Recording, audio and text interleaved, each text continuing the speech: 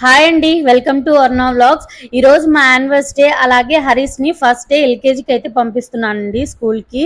So skip చేయకుండా చూడండి, video అయితే బాగుంటుంది, ఎండ్ వరకు చూడండి.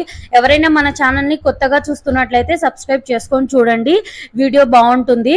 నేను ఎప్పుడైనా ఫ్రైడే పూజ చేయాలనుకుంటే గురువారం రాత్రి స్నానం చేసుకొని పనులన్నీ అయిపోయిన తర్వాత ఇలాగ పటాలము దేవుని గుట్టు క్లీన్ చేసి పెట్టుకొని పసుపు కుంకుమలు బొట్లు అయితే పెట్టుకుంటానండి. మార్నింగ్ శుక్రవారం మార్నింగ్ రోజు కడగకూడదు అంటారు కదా, దేవుని గుట్టు కానీ దేవుని పటాలాలు కానీ క్లీన్ చేయకూడదు అని చెప్తారు కదా. సో అందుకు నైటే అన్ని క్లీన్ చేసి పెట్టుకుంటానండి.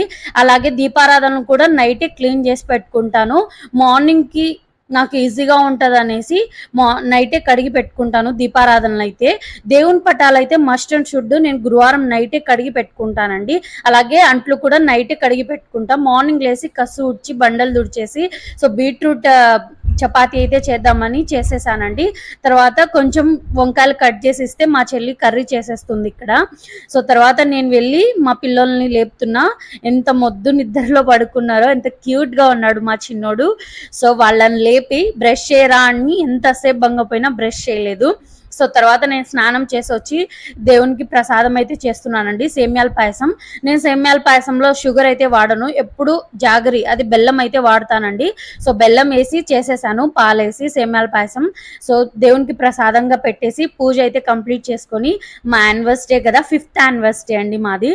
సో సక్సెస్ఫుల్గా 5th యానివర్సరీ కంప్లీట్ అనమాట.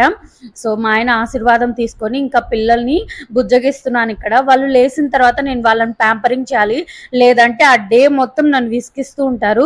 సో కాసేపు వాళ్ళతో ప్యాంపరింగ్ చేసి వాళ్ళని ఆడిపించి కాసేపు తర్వాత బ్రష్ చేయించి స్నానం చేయించి డ్రెస్ అయితే వేసి వాళ్ళకి టిఫిన్ అయితే చేసి పెట్టానండి. సో టిఫిన్ అయితే మా పిల్లలు చాలా బాగా తినేస్తారండి. దోశ, లైక్ బీట్రూట్ చపాతీ, అలాగే రాగి ఇడ్లీ ఇలాంటివి చాలా బాగా తినేస్తారు, వాళ్ళకి ఇష్టం కూడా.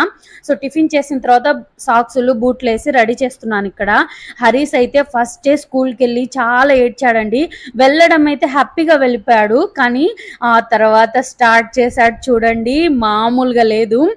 తర్వాత నేను ఇంకా బాబు కోసం లంచ్ బాక్స్ అలాగే స్నాక్స్ బాక్స్ ఇక్కడ ప్రిపేర్ చేసి పెట్టేస్తున్నాను.